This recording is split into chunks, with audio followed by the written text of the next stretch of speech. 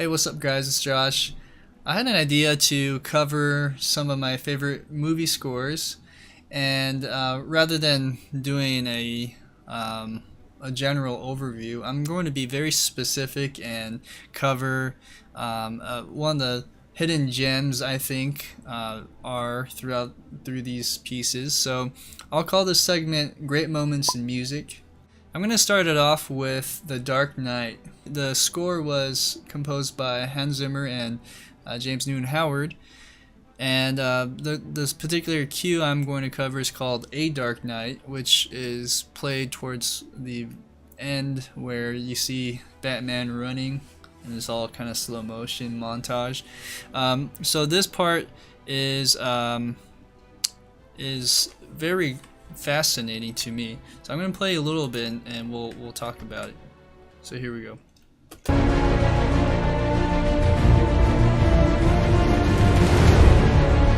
Right there. So you hear that cascading descending bass line happening. I'll play it one more time.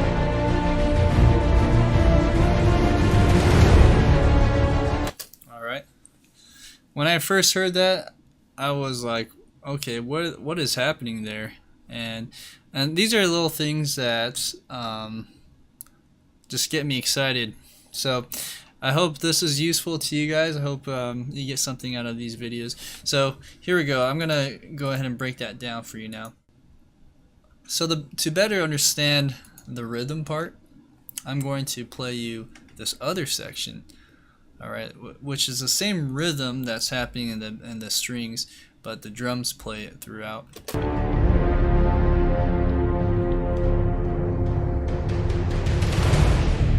Cool. So you can hear the rhythm a lot more clear right there. So I'm going to show you how that looks now on paper.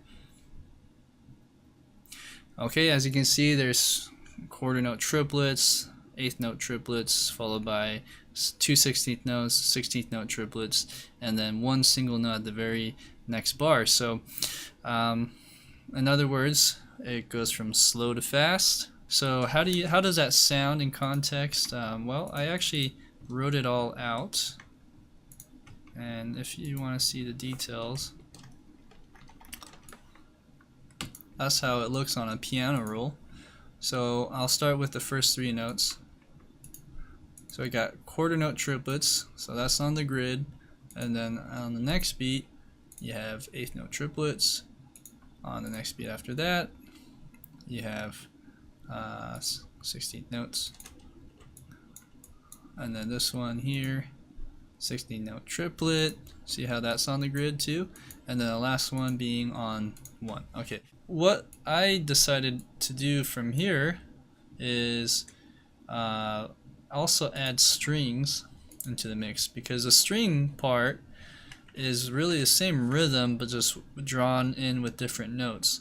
So the notes that is being played, or that are being played, is alright.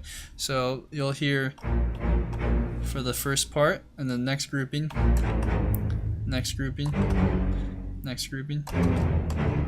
Alright, so that's the idea, and that's how that looks on the screen. Great, let's hear it now.